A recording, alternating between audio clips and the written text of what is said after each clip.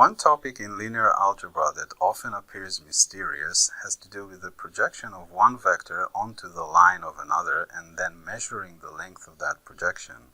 This is typically explained in terms of taking the dot product between the two vectors and then dividing that by the length of the vector being projected on. If that vector happens to be of length 1, then this expression just simplifies to just the dot product. Computationally, if we're taking just the components of vector A and the components of vector V, then this dot product is just this simple expression. I always found it odd not to be able to visualize why this expression represents the length of this projection.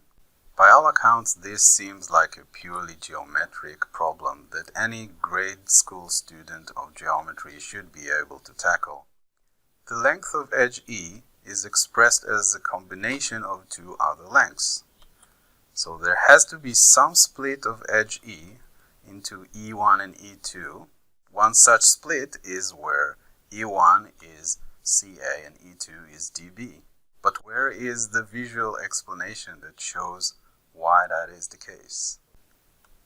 It turns out that to solve this problem purely geometrically, we don't need anything more than the concept of similarity, where two shapes can be defined similar if they share the same proportion, where one shape is a scaled version of another.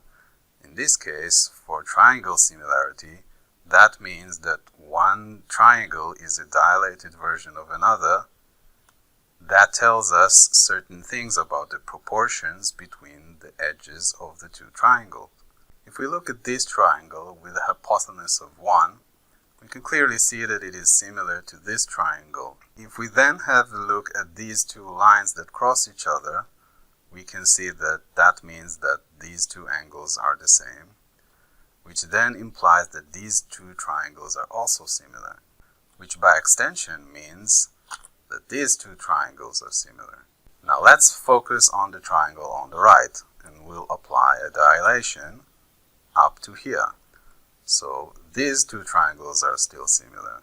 Now let's have a look at this edge compared to this edge. Well, their proportion is the same proportion of the dilation that we just did.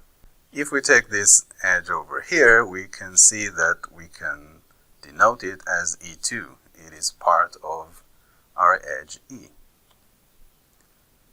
Now, because of these two triangles are similar, then we can see that the proportion E2 to D is the same as the proportion B to 1. And from there, we can see that E2 is DB. If we then look at this edge, if we bring it over to here by construction, we can see that this triangle is also right-angled,